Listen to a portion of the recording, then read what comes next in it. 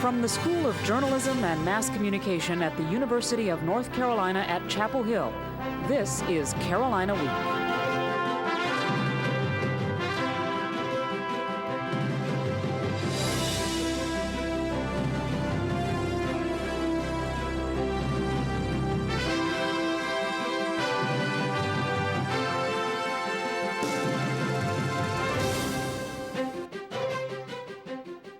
Good evening, and I'm Bridget Williams. Thanks for joining us for this special edition of Carolina Week. And I'm Brooke Baldwin. This show is a review of some of the highlights of the spring semester here at Carolina. And as always, we're proud to be bringing you coverage of Carolina news and events.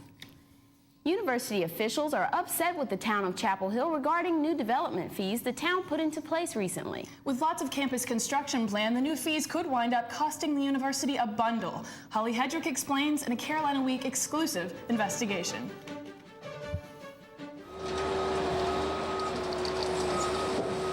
Sounds of construction on the campus of UNC Chapel Hill. They're sounds that will be with us for a while, courtesy of the Capital Improvements Plan. The plan calls for 3 new university buildings and renovations to many more during the next 8 years, paid for with $500 million from the bond referendum passed last November. But UNC won't get to use all the bond money, though. The town of Chapel Hill gets a sizable chunk in development fees the town raised shortly before North Carolina voters approved the bond referendum. Town Council member Bill Strom says the city was losing money under the old fee schedule. We left staff make the recommendations of how they best thought they could recover the full costs of current development. The planning department sent this memo on June 27th last year, stating that the town's new fee schedule would go into effect July 1st, a quick 3 days later.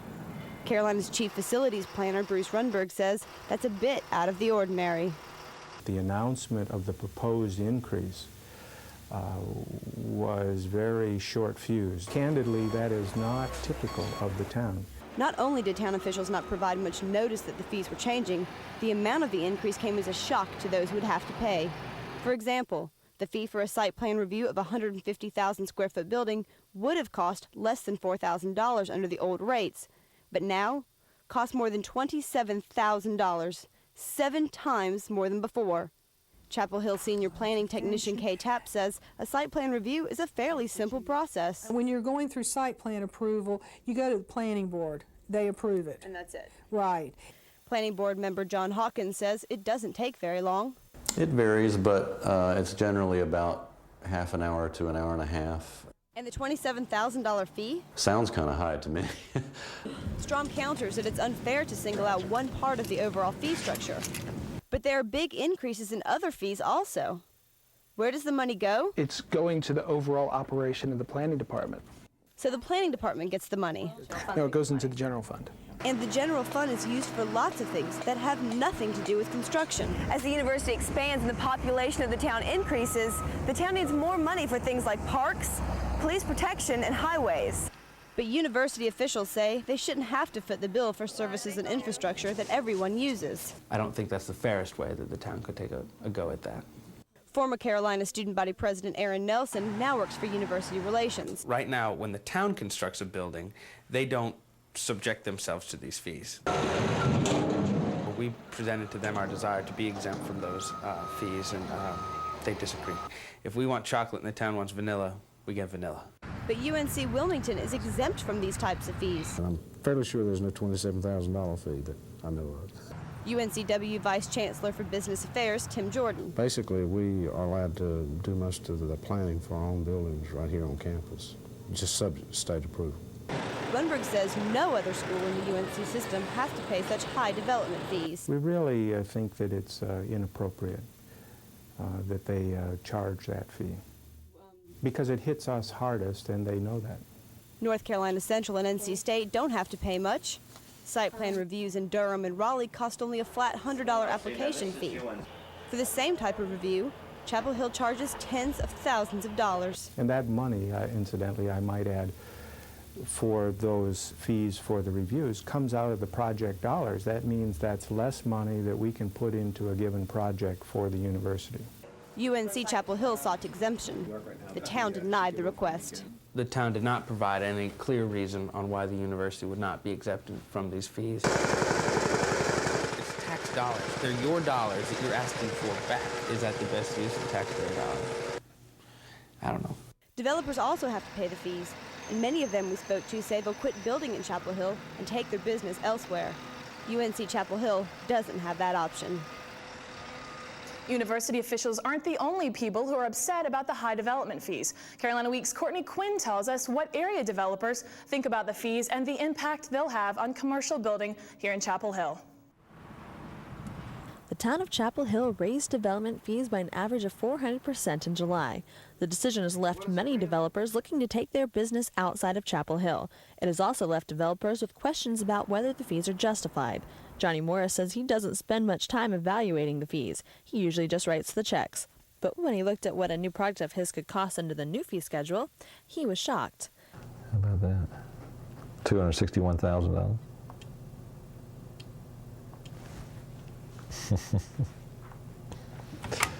And you wonder how you get it, how does it work, huh?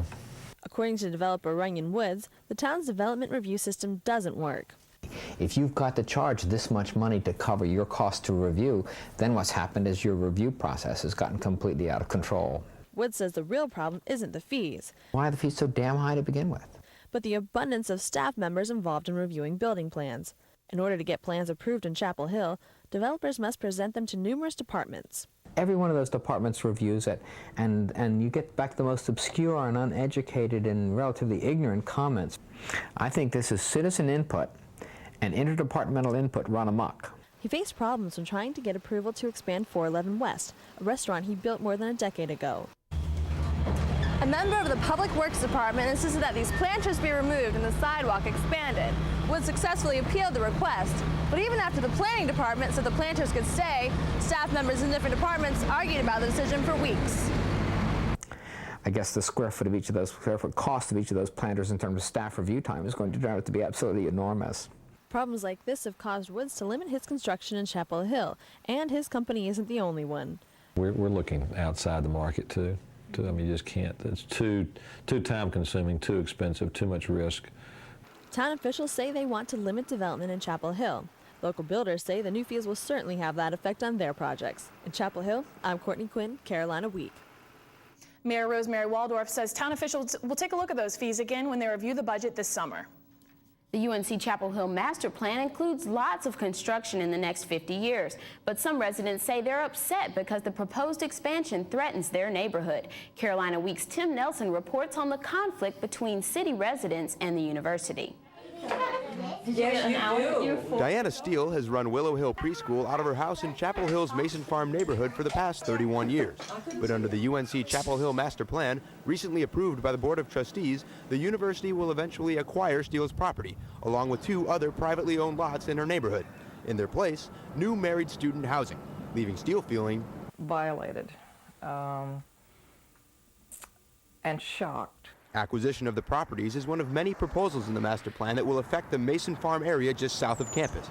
Proposals that residents say contradict university promises and threaten to change the neighborhood's character. But it's still not going to be fine for the impact on the neighborhood in the long run. The plan calls for a new access road running through the neighborhood that will act as a southern entranceway to UNC hospitals, and the addition of a mass transit system corridor just north of Mason Farm. Jonathan Howes is the chair of the executive steering team for the master plan. He says the long-term benefits for the university outweigh the costs to the residents. We just feel that if we're going to be true to the people who will be here 100 years from now, we don't want them to look back at us and say, you failed to get us on the transit system. This 200-foot buffer zone of green space separates Mason Farm from the university. It's here that the new married student housing will go, replacing that buffer zone, which was agreed to in a special use permit back when the Smith Center was created more than 15 years ago. It's that special use permit that is now the source of concern. If the university can come through and get rid of that special use permit, then what's the validity of any special use permit? But University Board of Trustees member Richard Williams says the plan will protect the community from future growth. That neighborhood, that Mason Farm neighborhood, can know that this is the border as far as the university is concerned, and this is the kind of buffer that will be between the university and that community. The university says it did allow residents plenty of chances to voice their concerns. I'm not sure really that it has done any good. Have they caused anybody to change their mind? I don't think so. Growth to some means loss to others. It's a lesson Steele and other Mason Farm residents say they're learning the hard way. In Chapel Hill, I'm Tim Nelson, Carolina Week. For now, Steele plans to continue running Willow Hill Preschool. University officials have yet to set a timeline for the beginning of construction in the Mason Farm neighborhood. This summer, UNC Chapel Hill students will receive lots of information in the mail about buying a meal plan. As Carolina Week's Christine Elliott explains, students should consider many factors before dishing out all that cash. It's lunchtime at Lenoir. Hundreds of students eat here every weekday between 11 and 2. UNC freshman Denise Huntley says her block meal plan is worth the cost and the wait. I got one because it's convenient. I can get to Lenoir easily, and it's on campus, so I'm always here. And secondly, it's prepaid, so I don't have to worry about cash. But all students don't agree.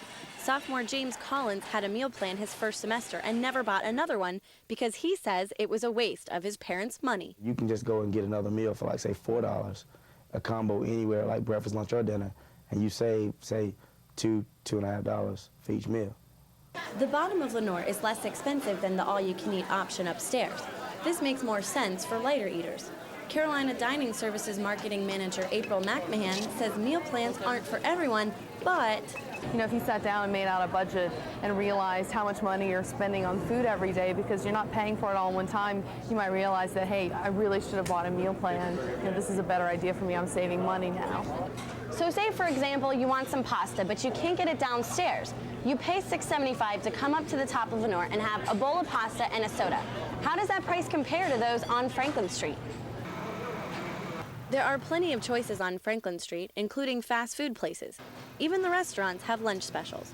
And that pasta meal, it costs $7, just 25 cents more than Lenoir at Franklin Street Pizza and Pasta.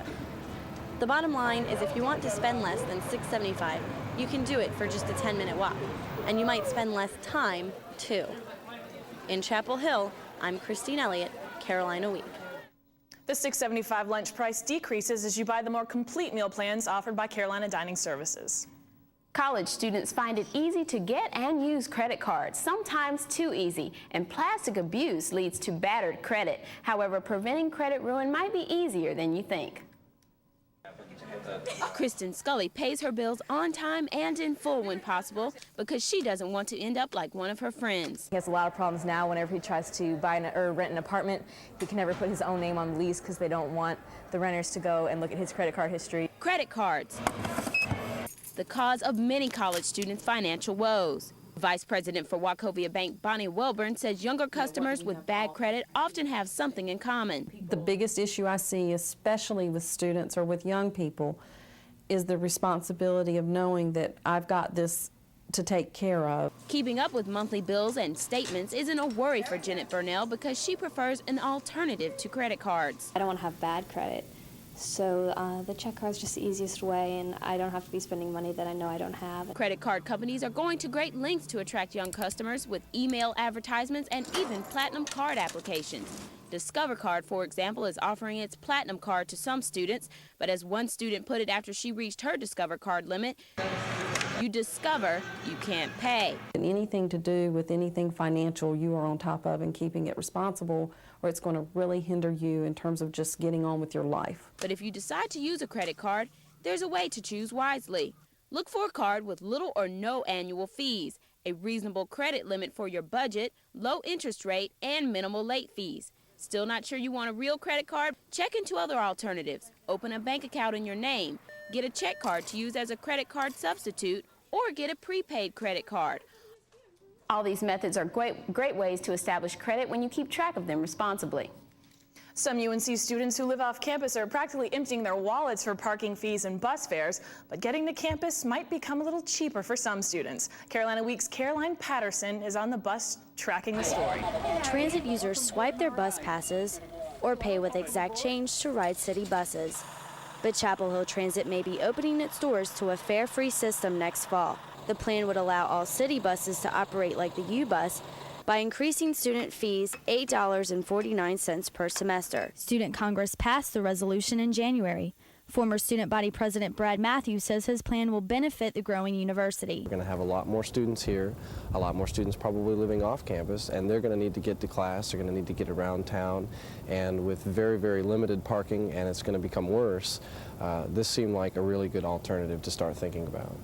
UNC students voted to pass the referendum in the February student election. Graduate student Ren Nasser supported the plan. I think it would be great to be able to save over $200 a year by riding a free bus. Although I guess if I lived on campus, I'd be a little annoyed about it. Under the current system, students have to pay more than $200 for a year-long pass. But with the proposed plan, anyone can ride the city buses for free, but someone will have to pay for the cost. The university pledges to pay 40% of the cost of running a fare-free bus system. The remaining 60% must be covered by the towns of Chapel Hill and Carrboro.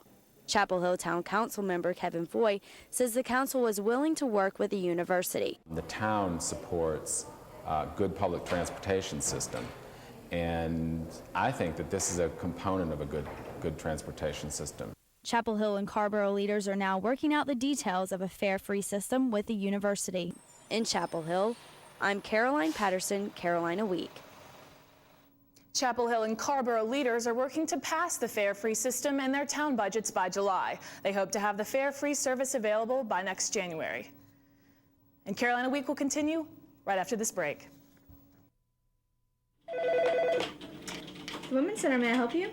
The Women's Center is a nonprofit agency that has served as a meeting place for women in the Triangle since 1979, making it one of the oldest freestanding women's centers in the country. The mission of the Women's Center is to provide a supportive community where all women can inspire each other to grow, both personally and professionally. I was going through a crisis at home, and I contacted Helpline, and they referred me directly to the Women's Center. I think the Women's Center is really important for the community because it offers so many different kinds of resources, and if we don't have the resource here, we can find an avenue or a way for women to find the answers that they need. It is inspiring. It's so exciting to be a part of something that really matters and really changes things. You can support the Women's Center through membership or by sending a contribution to the Women's Center, 210 Henderson Street, Chapel Hill, North Carolina, 27514. As the men's and women's track and field teams reach the end of the season, one of the reasons behind the women's success is the fast running of Crystal Cox. She's one of the top sprinters in the ACC, and as a redshirt junior, she's already left her mark on the UNC Chapel Hill record book. Crystal Cox is third in Carolina history in the indoor 200 meters and fifth in the outdoor 400 meters. She says she's proud of her records, and they will help her to get to one of her goals. Every time I go out there and I win my race and people are like, you know, yeah, that's Crystal Cox, that puts me one step closer to getting my shoe contract with whomever. Besides track and taking a full course load this year, she's also a single mom. Destiny is Cox's one-year-old daughter. And then my junior year, I didn't compete because I had Destiny. And that's my senior year now, and I feel like I'm rebuilding all over again. Cox says that raising a child gives her a little added motivation. It just makes me want to work harder in everything that I do now, because now I have a reason for everything. Head track coach Dennis Craddock says he's impressed by Cox's progress back. 1 year ago, she was having Destiny, and now she's back on the track running 24 seconds in the 200. So that's pretty daggone good. You know, we're all in life. We all have, you know, paths that we have to follow, and I just took a detour. The situation like this can either make you or break you. Cox also says that she hopes to be named team captain next year because of the leadership she believes she can provide for the younger athletes. In Chapel Hill, I'm Devin Biganis, Carolina Week. Although Carolina's 2001 baseball season has been full of ups and downs, one player reminds the team it's only a game. Carolina Week's Ayanna Banks has the story of the very versatile Chris Maples. Chris Maples says baseball is his life. I basically live at the baseball field. He's a versatile infielder who's played first, second, and third while at Carolina. Well, I think I'm pretty versatile off the field, too, because of my personality. Like, I don't have a one-track mind. That's obvious. Off the field, Chris spends time with his dog, Phoebe, and enjoys his acting class. I remember stopping by the house. Though he admits he's not at the top of any class when it comes to grades. He says says his love of motorcycles is no act. He loves being in control of a powerful machine because it brings him freedom. You just got all sorts of freedom. Just do whatever you want to. Pretty much go as fast as you want to, too, because cops aren't catch you. There are several things that set Chris apart on the field. Coach Mike Fox says Maple's speed and arm strength are pluses, and so is his ability to keep everybody loose. I think he's kind of the team cut up a little bit, that he makes sure we all don't take this too seriously, that we realize, hey, it's just a, it's just a game. But it's a game Chris hopes to continue to shine in and have fun with for years to come. In Chapel Hill, I'm Ayanna Banks, Carolina Week. Sir Winston Churchill once said there's something about the outside of a house that's good for the inside of man. Some Triangle children are learning this lesson firsthand. Working as one comes naturally for Kathy Bierlein and her horse Chinook. They're one of Helping Horses' success stories. Kathy has difficulty communicating, but after 7 years in the Wake County Therapeutic Riding Program, she's much more outgoing. Whoa! Silly horse. She tripped. Each week, her mom watches her and her sister Gianna from the sidelines. She's proud of the progress made by the two kids she's adopted. There have been some really interesting bumps along the way. But it's, you have no guarantees with normal kids.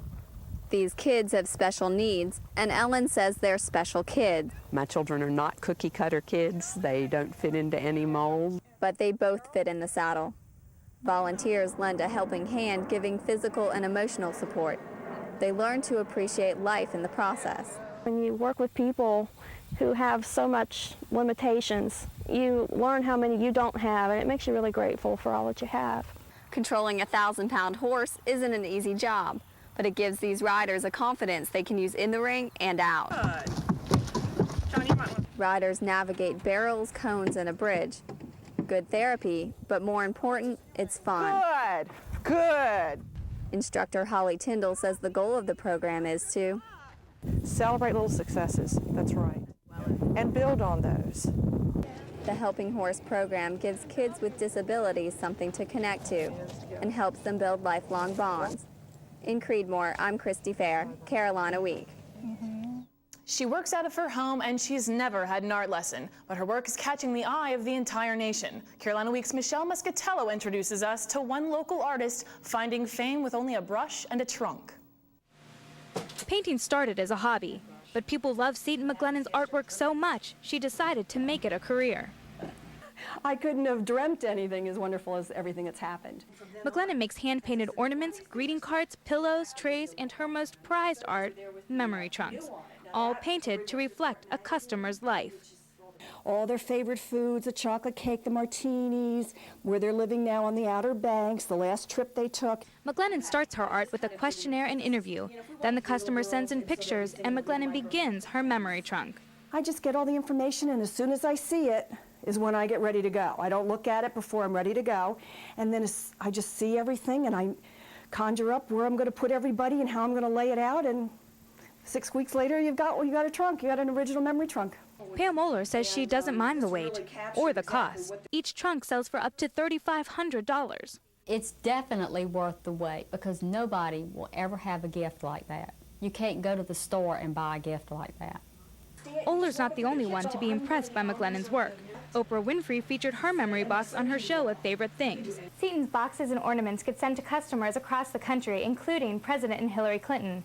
This ornament of the White House hung on the Blue Room Christmas tree in 1999. I thought, how am I going to top this? And the next year, People magazine. A full-page article about her and her memory trunks, worth remembering and now back-ordered until 2002. In Cary, I'm Michelle Muscatello, Carolina Week. Michael Jordan and Charles Corral are familiar names on the Carolina campus, but you don't have to be a professional basketball player or an award-winning journalist to become a legend in Chapel Hill. Yeah, that's fine. That's 7. Yeah, that's fine. Roses are red, violets are blue. There are some ladies on Franklin Street I'd like to introduce you to. They've been around for years, selling flowers on the street. Without their marigolds and carnations, Chapel Hill wouldn't be complete. Relation to your own time. Yes. Most folks in the Carolina community know exactly who these ladies are. They've been here for 50 years, so one could easily spot them from afar. This is Mary Farrington, one of the original flower ladies. What's her favorite flower? Maybe the daffodils or the daisies? I don't have a favorite, I just love flowers. Anything is my favorite. But she does have a favorite day to sell her buds and chooses to savor it. Yo, Lord, don't forget about Valentine's Day. Yeah, that's our biggest one. That's when Mary sells dozens of her bright blossoms in order to get the job done. But during the other times of the year, Mary admits the money isn't always so great, especially when her best customers, the students, are far away on break. We can really miss them. She may miss the students, but there's one part of the business she'd be happy without. All the preparation and time it takes before she can even put her flowers out. You have to work the fields, and then you have to keep the grass out of them, and then you have to gather them and then put them in the water and bring them into town, unload them, take them back. There's a lot of work going on. Their jobs aren't always easy, and their income fluctuates day to day, but local residents rely on them to be there, and that's what makes them stay. That makes Mary feel, well, very, very good. On the southeast corner of campus is an outdoor retreat few people even know about. Carolina Week's Nicole Brusick takes us to Carolina Adventures. This is the longest zip line in the country. Students and faculty balance and wobble 30 feet in the air, pushing their limits and overcoming their fears. At Carolina Adventures here at UNC Chapel Hill, anyone can come spend a day learning to be more cohesive as a group. It didn't seem to matter that this attempt to achieve cohesiveness took place early on a Saturday morning. It was about getting everyone's ideas and communication, team building exercises. The staff at Carolina Adventures showed this group of students the importance of being a good leader and being a good follower can be taught through activities like throwing around a chicken, playing running games, and acting like Tarzan. Swinging on a rope may look simple, but when you add a large group of people, 4 hula hoops and some platforms, it becomes much more difficult. The object of this game was to get everyone across the rope to the hula hoops without touching the ground. The strategy was to work together. The result was success. Next up was a high ropes course, the toughest and most difficult part of the day. The most challenging part was probably the climb up to the zip line, but once you get up there, I mean, you just enjoy the ride. Our group leader wanted us to feel comfortable stepping outside of where your comfort zones are. I got you, babe, I got you! And there was people that had different goals, whether it was just climbing up to the top of the ladder or going all the way down through the zip line. At first, David Lewis's plan didn't include making it to the top because he's afraid of heights. But he was able to conquer his fear, and he too took a ride on the zip line. While reaching for the top, these students were finding courage and heroes. Lauren jumped off that platform and went down that rope. You're my new hero. When the day wrapped up, David and Nicolina had conquered fears. Others made it to the top and bottom of the zip line, and everyone left with a good laugh and smile, ready to head back to work, knowing each other just a little better. That, says the staffers at Carolina Adventures, is the goal with every group. In Chapel Hill, Nicole Brusick, Carolina Week. That does it for this special edition of Carolina Week. Thank you for joining us, and be sure to come back in the fall when we return with an entirely new crew. New stories from the Carolina campus and the surrounding area. Until then, have a good night and a good summer. If you have a story idea, contact Carolina Week at 843-8292. You can also visit us online at ibiblio.org/CW. If you have questions about this program, write Carolina Week at Campus Box 3365, UNCCH, Chapel Hill, North Carolina, 27599.